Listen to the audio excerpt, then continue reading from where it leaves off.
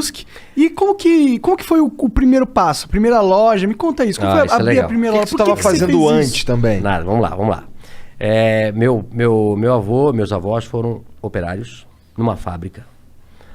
Meus pais foram operários numa fábrica. E eu fui operário na mesma fábrica durante 7 anos.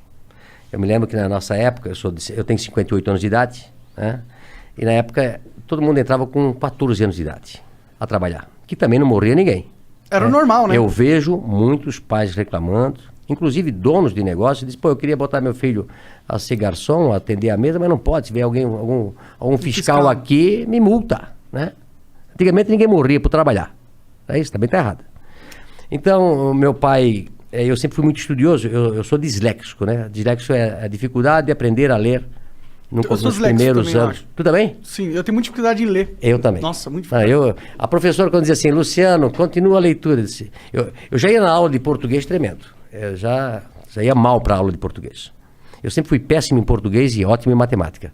Eu sempre aprendi a multiplicar e a somar. Dividir. Essa é boa. Eu sempre aprendi muito. Essa é boa, né? É somar e multiplicar. Dividir e diminuir, puta, não aprendi nada. Agora, eu era péssimo em português. E não entendia, porque se eu era bom em matemática e não era burro, né? Por que quando eu ia na aula de português, puta, aquilo me passava mal, puta, amanhã tem aula de português. E aí a professora, eu acho que na 5ª série, 6ª série, a professora disse, Luciano, continua a leitura. Putz, eu não ia. E os outros meus amiguinhos lendo atrasômetro, a burocracia. Puta, começava a gaguejar, o pessoal começava a rir. E aí, eu não entendi. Aí eu pensei, o que eu vou fazer? E eu comecei a estudar em casa. Eu comecei a ler gibi na época, né? Livro, tudo que jornal, tudo. Eu vou tentar aprender a ler para eu não passar vergonha na coisa. E isso foi durante até os 12 anos de idade. Então eu sempre falo, né? Eu aprendi a ler só com 12 anos de idade. Imagina se eu tivesse aprendido com 7 anos, né? Esse era o Bill Gates. Tava melhor ainda, né? Tava melhor ainda. Tá com uma carinha então, assim, quem é disléxico, quem tem filho disléxico, tá? Ele não é burro, ele não é malandro. Ele aprende de maneira diferente, né? Procura um fonoaudiólogo. Como é que eu descobri depois que eu era coisa? Porque eu tive filhos depois na escola com dislexia, né? A gente fez simpósio.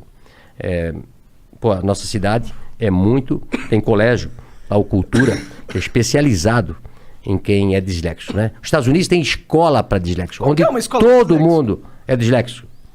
Recentemente eu recebi um tudo audiobook. Não, aprende através do silábico. Entendi. Beabá. Hoje é construtivismo, você aprende a ler a letra inteira. Isso é um erro do Brasil aí, tem que mudar essa. O Brasil é assim, acho que a França é assim, a parte oeste americana é assim, que aprende menos do que o silábico. Pode crer. Tá? Então, aí a gente mandou professores para Curitiba para ensinar meus filhos a ler de maneira... Não, homeschooling não pode, cara. Crime. É crime, homeschooling não pode. Não pode, você não pode ter o seu filho estudar. Ele tem que estudar só naquela escola quadrada que o Estado fez. Não pode ter outro tipo de escola, não pode, hein, cara. Mas hoje tá mudando.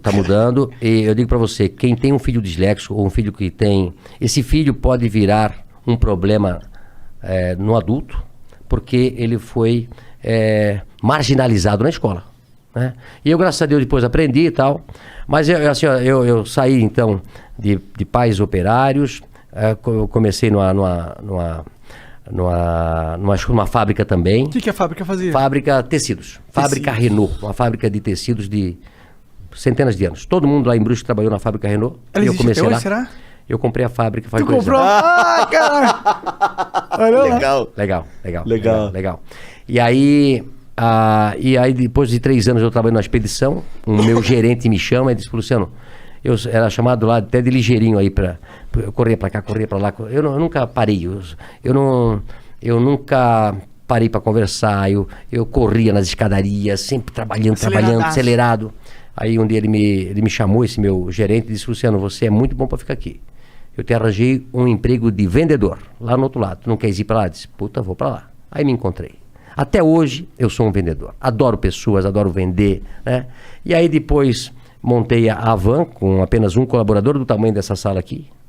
Tua sala aqui É do tamanho da minha loja que eu comecei. Caramba. O que tu tava pensando quando tu criou a Van? Não tô falando assim, não tô falando do que tu ia vender, não. Tô falando... porque assim, a Van tem toda uma identidade, né? Isso veio depois... Não veio nessa primeira loja? Não, a loja num bairro, né? Aliás, antes de começar a Van, como eu fui vendedor, eu passei a vender tudo o que se fabricava na loja, na empresa, que era uma empresa de 5 mil colaboradores, grande. E também o carro da diretoria, a sucata, tudo que tinha na Van, era eu que na Renault na época, eu vendia. Até achei, eu tô com um diretor está lançando um livro na semana que vem, tem 80 e poucos anos, e ele conta no livro uma história que aconteceu. Ele tinha um Galaxy, lembra do Galaxy? Carro? Um carro, Galaxy. Por exemplo, no Brasil tinha 5, 6 carros. Um Galaxy, um Opala, uma Kombi e um Fusca. Pode crer. Certo? Né? E na época, os diretores tinham um Galaxy. Né? E aí, quando ele comprou um outro Galaxy, sobrou um Galaxy lá para vender. E quem chamaram? O Luciano, para vender o Galaxy. Né? E aí, eu sabia que tinha um cara em Brusque que tinha um Galaxy, mas não tinha ar-condicionado. Eu disse, eu vou ganhar 2 vezes aqui. Né? Eu disse pro dono do carro, vamos vender o ar-condicionado, que vale uma fortuna, e depois nós vendemos o Galaxy. Né? E fizemos isso. Arranjei, vendi pro... E o cara era bem gordo, Telmo Rosinski, que eu nunca me esqueço, lá de Brusque, bem gordo.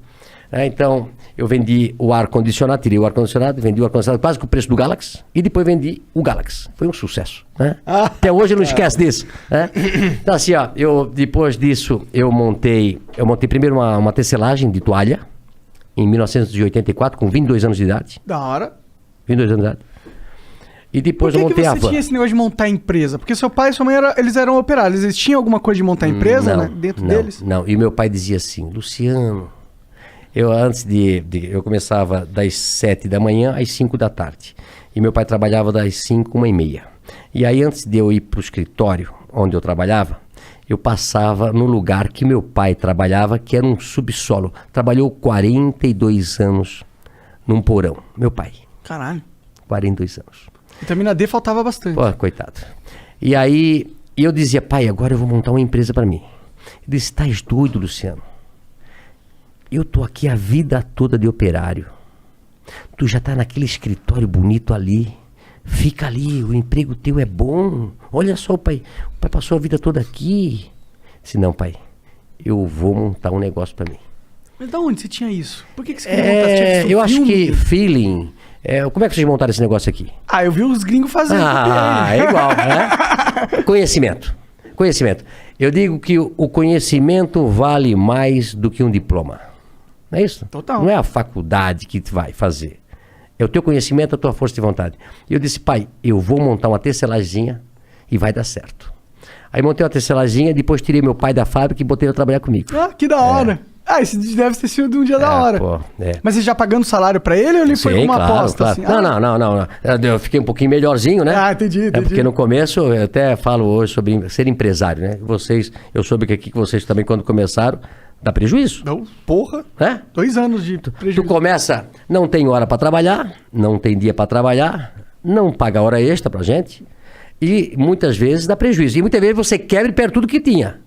É verdade. Então, como eu tinha 22 anos de idade, eu vou tentar. Não tinha namorado, não tinha casado ainda, nada. E a tecelagem foi muito bem, tirei meu pai da fábrica. E aí depois, 2 anos depois, montei a Van. 1986, com 24 anos. Eu e Vanderlei. A Van. Hang e Vanderlei. Um sócio que eu tive durante 5 anos. Entendi. Mas o que aconteceu com a tecelagem? Ela cresceu? Não, aí a tecelagem trabalhei durante até 90 e pouco, uns 10 anos. Tendo a Van junto. Junto, né? Entendeu? E depois eu vendi a tecelagem. Entendi. Quem que era esse seu sócio aí do começo? Vanderlei. Quem que... Era um supervisor de vendas que trabalhava comigo na Renault. Entendi. Aí ficamos 5 anos juntos, separamos, ele tem a empresa dele hoje e a Van continuou. Pode crer, ele meio que comprou tua parte, é isso? Não, não, na realidade a gente dividiu, ele fez a Vantex e eu continuei com a Van. Pode crer. O que faz a Vantex? A Vantex vende tecido ainda hoje. Entendi. Pode crer. E aí, como que foi essa primeira loja? Imagino que deve ser legal pra você ter um negócio físico, receber clientes. É diferente da tecelagem que você fazia antes, que é negócio pra empresas, né? A tecelagem você vende pra alguém vender, né? Isso. E também é engraçado o seguinte, olha só. Eu comecei a tecelagem fazendo tecido para roupa de cama. E aí um dia eu fui vender a roupa de cama para um atacadista. Fui eu e meu pai, pobre, sem dinheiro, precisava vender aqueles paninhos para poder comprar fio. No começo assim, eu tinha um Fiat amarelo ovo, 4 pneus quadrados, não tinha dinheiro para comprar, na época era câmara de ar, furava o pneu, já gastou todo, ele solta a cinta, um pneu velho, quando ele está tudo gasto, ele solta a tinta e começa a sair os ferrinhos para fora. É isso? Eu tive carro assim, um Fiat amarelo, 147, e aí eu fui vender as pecinhas com meu pai, e aí eu cheguei lá nesse lugar, e o cara disse, olha, eu pago R$10 essas tuas pecinhas de pano aí. E o preço era 20. Eu disse, pô, mas o meu custo é 20, eu não posso vender por 10. Não, mas é o que eu pago. Então, vendi as pecinhas, precisava de dinheiro. Aí falei pro meu pai, passa esse trabalho todo, tem que comprar fio, tem que fazer o pano, tem que tingir tudo. Aí me custa 20. Eu venho daqui e venho vender por 10. Aí o cara pega por 10 e vende por 100. Eu disse, meu negócio não é fazer tecelagem, meu negócio é botar uma loja. E montei a Van por isso. Tu acredita? Faz sentido. Falou, pô, vou entrar na linha que ganha mais. A Van cresceu com muito mais velocidade, né? E aí de uma loja de um funcionário, comecei com um funcionário, passei 3 anos depois para uma loja de 3.000 metros quadrados, e depois era tanto movimento que a gente fez a primeira Van com a fachada da Casa Branca. Que pira foi essa? Por que a fachada da Casa Branca? Isso também é legal. Olha só. Eu sempre digo o seguinte, que a Van é uma empresa de publicidade, mas que vende produto. Sempre adorei propaganda. Hoje eu coloquei uma foto no meu Instagram de 3 amigos, eu e mais 2 amigos, que fomos em 1988 para a Europa, para viajar. Primeira vez que eu fui viajar com 27 anos de idade. Isso me mudou minha cabeça. Saindo do Brasil, na época, quando você ia para o estrangeiro, era como se você fosse para a Lua, que nem o Jeff Bezos. Era parecido. 1988, o mercado fechado ainda do Brasil, o Collor que abriu ela, né, em 92, 93. Então, um amigo meu me convidou para ir para a Europa na casa de um padre, do irmão dele, para ficar direto. Pô, na época compramos $1.000, ainda voltamos com $500 no bolso, né? Ficamos lá uns 20 dias. A hora que eu cheguei na Europa, vi aquela coisa toda, eu disse, pô, não vou parar mais de viajar. No ano seguinte, em 99, foi a primeira vez que eu fui para os Estados Unidos.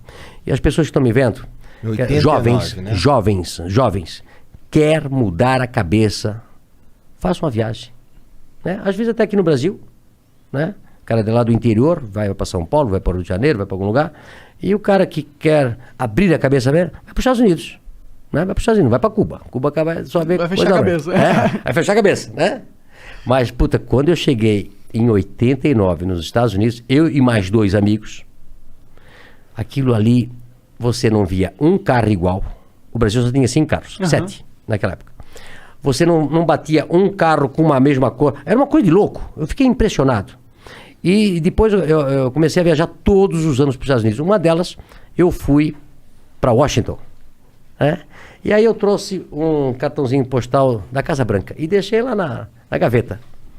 Quando eu saio da segunda loja para fazer uma outra loja, porque eu recebia 150 ônibus por dia. Por dia? Por dia, era uma loucura. Os caras é de ônibus para comprar um monte de coisa. As pessoas acham assim, puta, mas a Van fazendo esse sucesso, como é que pode? Esquecem que a Van começou há 35 anos atrás. De uma lojinha pequena, sempre evoluindo, sempre que... eu sou um cara impaciente, né? Sempre querendo fazer diferente. Eu trabalho 7 dias por semana, 24 horas por dia, 365 dias se precisar. Né? E aí, quando eu vou para os Estados Unidos, eu disse, meu Deus, que país é esse? Por que o Brasil é assim? Se tem o Brasil foi descoberto praticamente na mesma época dos Estados Unidos. Não é isso? Sim. Tem 500 anos aí, vai. 500 anos, agora não, 521 anos, ele também tem 500 e poucos anos. Por que um país quase do mesmo tamanho, uma coisa é de um jeito e nós somos do outro? Aqui, ó. A cabeça. Principalmente dos líderes e de quem toca o país. Né? Eu sempre falo que o Brasil tem mão de obra e tem a matéria-prima. O que falta é gestores. Nós temos tudo. né? Que país dá 3 safras por ano? Que país tem ouro, minério? Que país tem esse tamanho? Tem sol o ano todo, não tem neve, não tem terremoto, não tem furacão nenhum, né?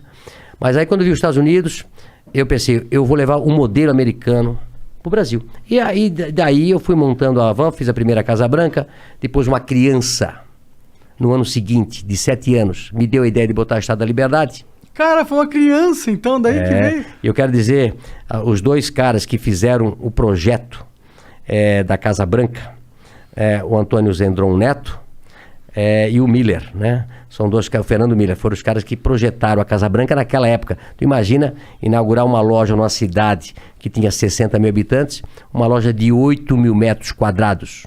Caralho, é verdade. Dá pra uma loja desse tamanho ser rentável numa cidade Olha de 60 só, mil? eu tinha uma loja de 45 metros quadrados, saí para uma loja de 3 mil metros e na frente eu faço a Casa Branca. Olha só como as coisas funcionam. Um dia eu fui visitar a loja para ficar olhando aquela loja linda, 16 metros de pé direito, 60 metros de coisa, 8 metros de tamanho. E aí tinha 2 caras de São Paulo, olhando a mesma loja. Aí eu fiquei atrás deles e um olhou pro outro, não sabia que eu era o dono. Um olhou para a cara do outro e disse, isso aqui vai ser um elefante branco. Onde já se viu uma loja desse tamanho, numa cidade desse tamanho, não vai dar certo. Como você tem que ter ideias próprias. Como você, às vezes, não pode seguir a manada.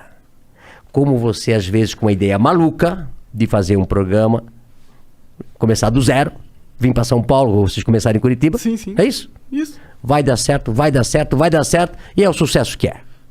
Foi uma aposta. Sim. Não é isso? Aposta, mas também, às vezes, o cara não vai dar certo. Ixi, Isso não vai. ouvi Ixi. pra caralho. Hã? Ouvimos pra Não caralho. é isso? Não vai dar certo. Não vai, que vai dar errado.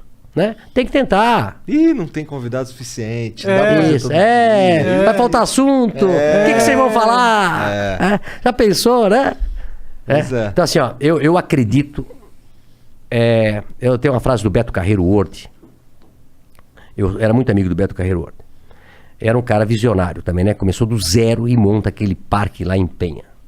Ele dizia assim pra mim, Luciano, o mundo não deve nada para as pessoas normais. São os anormais que mudam o mundo.